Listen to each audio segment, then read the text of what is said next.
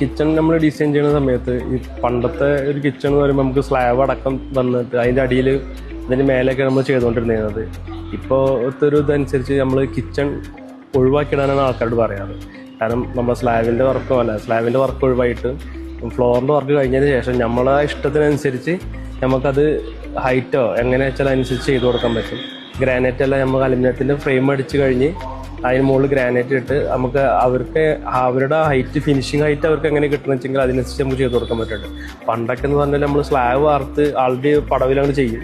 അത് കഴിഞ്ഞ് അതിൻ്റെ ഫ്ലോർ വർക്ക് വന്ന് ഗ്രാനൈറ്റ് എല്ലാം വന്ന് ചെയ്ത് വരുമ്പോൾ നമ്മളെ ഹൈറ്റ് പലപ്പോഴും മാറാനുള്ള സാധ്യത ഉണ്ടാവാറുണ്ട്. ഇന്ന് നമ്മുടെ വീട്ടിലെ അമ്മമാരുടെ ചേച്ചിമാരുടെ ഒക്കെ കറക്റ്റ് ഹൈറ്റ് അനുസരിച്ച് നമുക്ക് സ്ലാബ് ചെയ്ത് കൊടുക്കാൻ പറ്റാറുണ്ട്.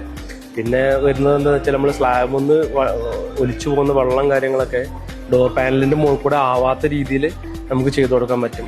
പിന്നെ നമ്മൾ സ്ലാബിന് ചാരി നിന്നിട്ട് നമ്മൾ അടുക്കളയിൽ സ്റ്റെവുമ്മലൊക്കെ ഉപയോഗിക്കുകയൊക്കെ ചെയ്യുന്ന സമയത്ത് നമ്മൾ കാല് കറക്റ്റ് അതിൻ്റെ അകത്തേക്ക് പോകുന്ന രീതിയിൽ ചെയ്യുമ്പോൾ ഉള്ള ഗുണം എന്താണെന്ന് വെച്ചാൽ അവർക്ക് സ്റ്റാൻഡ് നേരെ നിൽക്കാൻ കഴിയും. അങ്ങനെയുള്ള ഒരുപാട് ചെറിയ ചെറിയ കാര്യങ്ങൾ നമ്മളുടെ ഭാഗത്തു നിന്നുള്ള വർക്കിൻ്റെ ഇതിലുണ്ടാവാറുണ്ട്. അപ്പോൾ അതുകൊണ്ട് തന്നെ നമ്മളെ വർക്കൊന്ന് ഫിനിഷ് ആയി കഴിയുമ്പോൾ നമ്മളെ വീട്ടിലെ ചേച്ചിമാരാണെങ്കിലും അമ്മമാരാണെങ്കിലും ഒക്കെ അതിന് അവർ കൂടുതൽ സന്തോഷമാവാറുണ്ട്. കാരണം അവരുടെ ഒരു ഇഷ്ടം എങ്ങനെയാണോ എന്നുള്ള രീതിയിൽ അവരുടെ ഹൈറ്റ് ഭാഗമായിട്ടോ നമ്മളെ ഗ്യാസ് സ്റ്റൗവിലുള്ള ഹൈറ്റ് ഭാഗമായിട്ടൊക്കെ നമുക്ക് കറക്റ്റ് ചെയ്ത് കൊടുക്കാൻ പറ്റാറുണ്ട്.